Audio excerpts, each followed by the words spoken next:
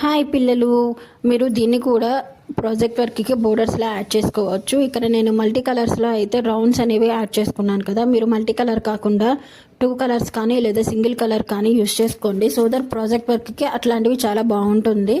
ఎక్కువ colours multi colours use చేయడం వల్ల కొంచెం చూడ్డానికి అక్వర్డ్గా అనిపిస్తుంది.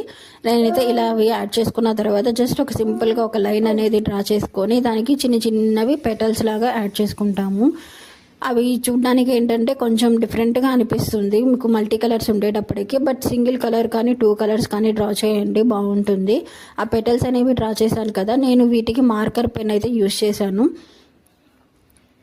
బబుల్స్కి వచ్చే రౌండ్వి వచ్చేటప్పటికి బ్రష్ పెన్స్ ఉంటాయి కదా, అవి యూస్ చేశాను. ఆ పెటల్స్కి మళ్ళీ చిన్న చిన్న లైన్స్ అయితే డ్రా చేసేసుకొని అక్కడక్కడ చిన్న చిన్న మొగ్గలు ఫ్లవర్స్ ఉన్నట్లుగా ఒక చిన్నవి 3 డాట్స్ వచ్చే విధంగా అయితే డ్రా చేశాను. ఇది కూడా ఒకసారి అయితే మీరు ట్రై చేయండి.